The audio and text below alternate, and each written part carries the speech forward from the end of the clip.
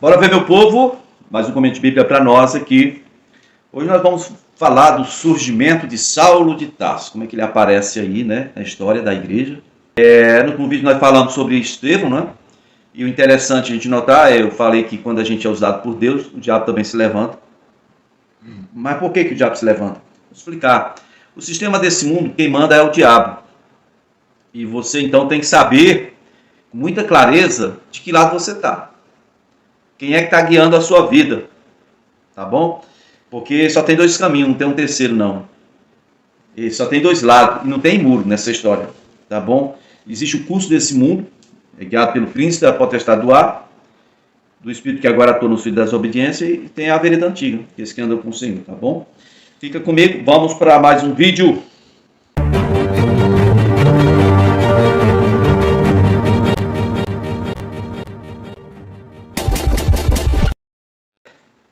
Bom, Atos 8, do 1 ao 4, vai dizer que Saulo estava ali, enquanto Estevão morria, e ele estava consentindo na morte de Estevão. Naquela ocasião, desencadeou-se grande perseguição contra a igreja em Jerusalém.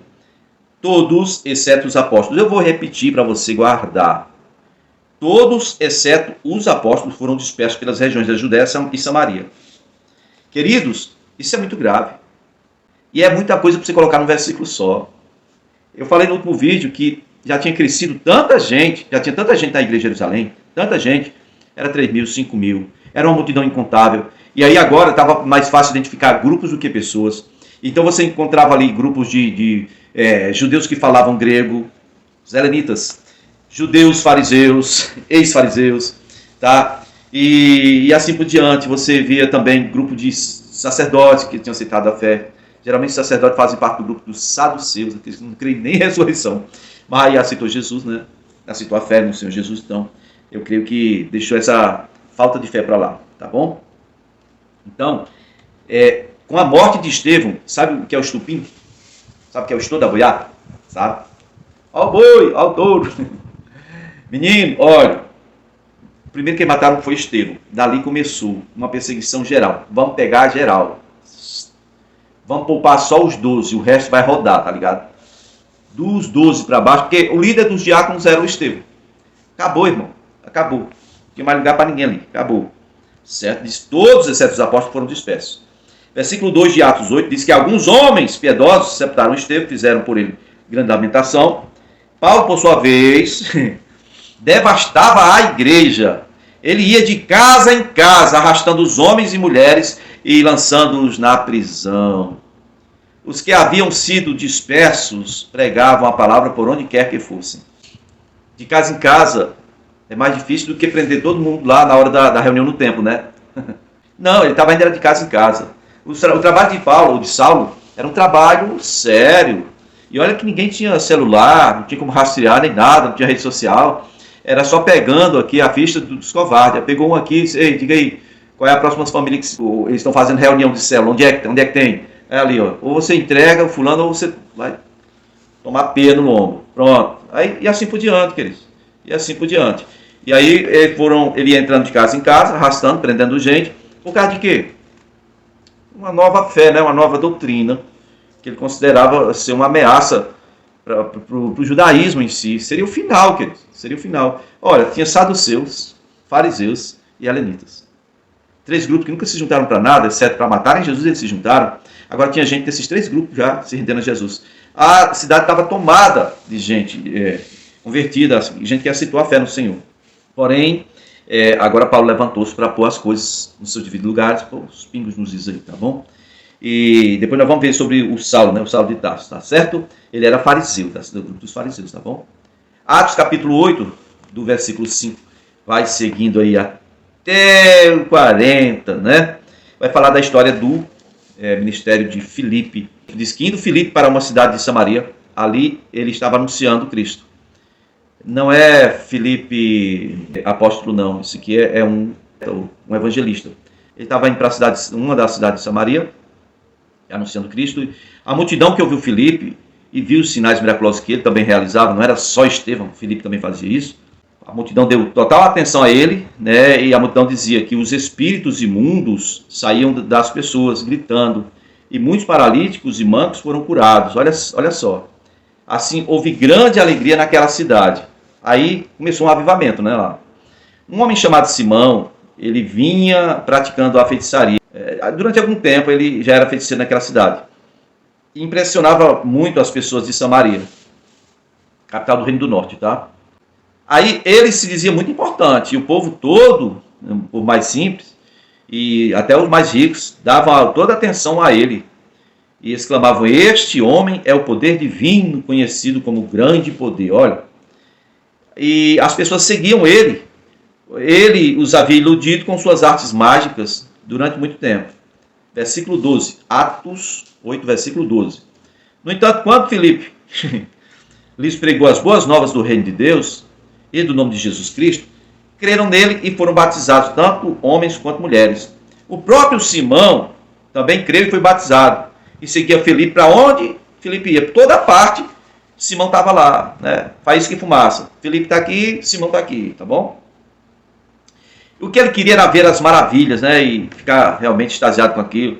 Os grandes sinais que Filipe realizava. Ele estava lá no encalço, direto olhando, observando tudo. Aí os apóstolos em Jerusalém ouviram que em Samaria estava acontecendo esse avivamento. Muita gente ouvindo e aceitando a palavra. E então a igreja de Jerusalém enviou Pedro e João. As colunas da igreja de Jerusalém foram enviados para Samaria. E quando eles chegaram lá, oraram por aqueles que estavam recebendo a palavra para que recebessem o Espírito Santo. Porque até agora eles estavam recebendo só a pregação da palavra e cura. E aí o Espírito Santo ainda não havia descido sobre nenhum deles.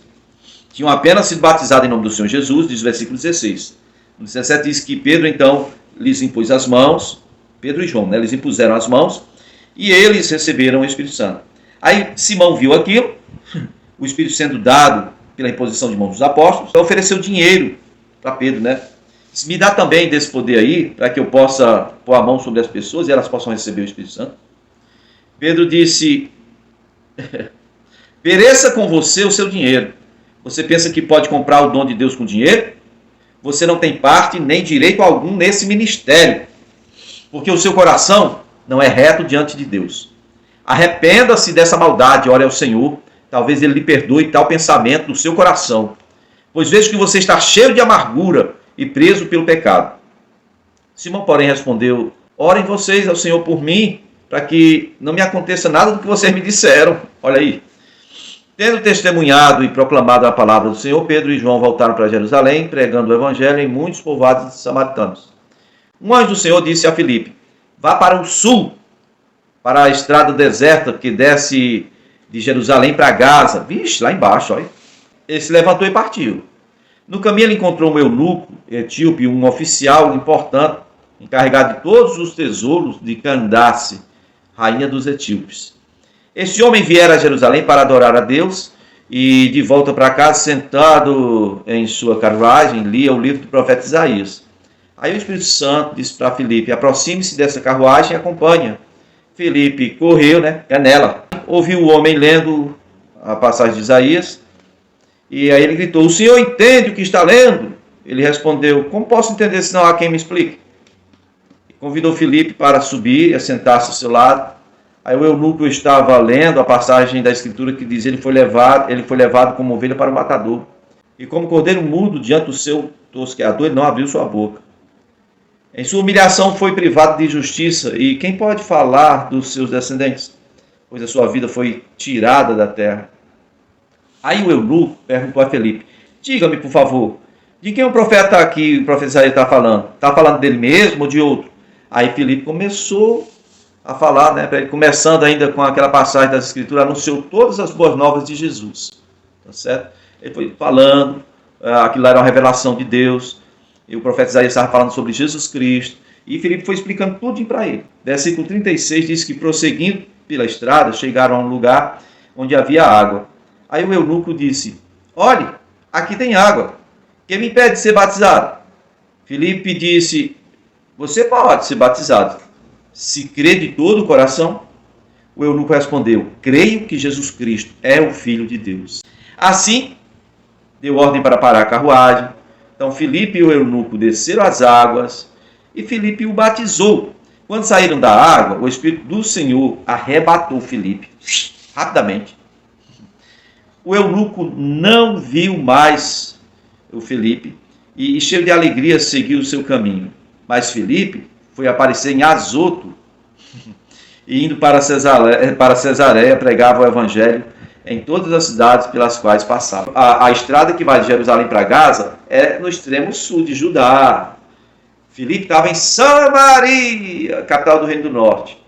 E dali ele foi trazido de volta para Cesareia, para a região de Samaria, mais para cima ainda mais. É o primeiro caso extraordinário que a gente vê do Espírito Santo aqui fazendo maravilhas, né?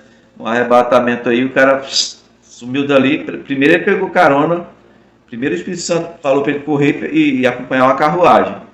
Como ele foi obediente, depois o Espírito Santo quis dar um descanso para ele. Disse, não, você não vai voltar esse caminho todo a pé, peraí. Trasladou ele, arrebatou ele, ele foi ser encontrado já próximo de Cesareia. Ano 37, depois de Cristo, dia 15 de março de 37, está registrada a morte do imperador Tibério, né? Esse é o 8º para o 9º ano do Espírito Santo trabalhando aqui na Terra. E aí agora sim vai acontecer a conversão de Saulo, que é o Paulo, né?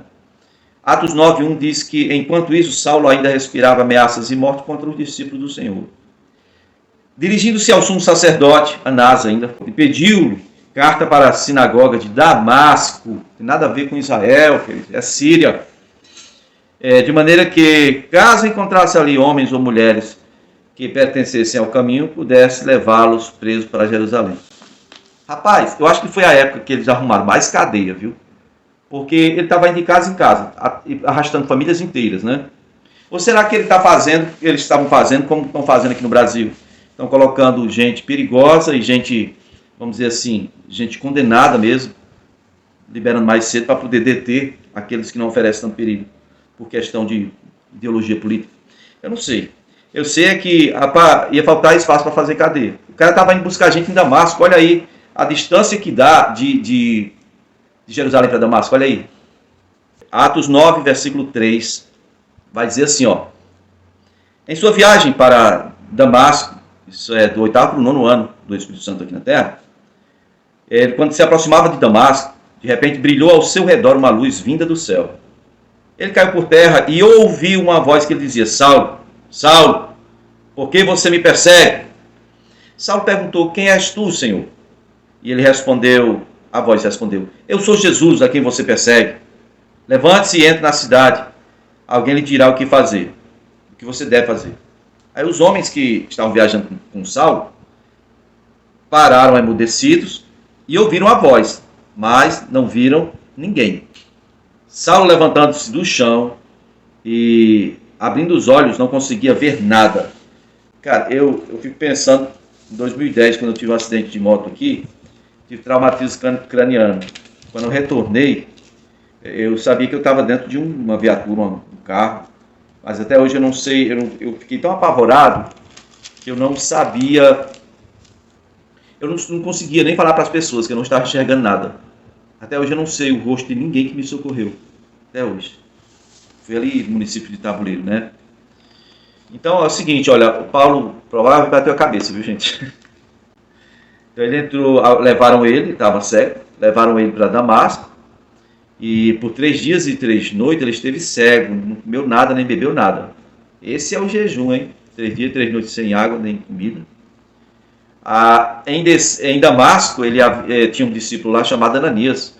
O Senhor o chamou numa visão e disse, Ananias, estou aqui, Senhor, pode falar.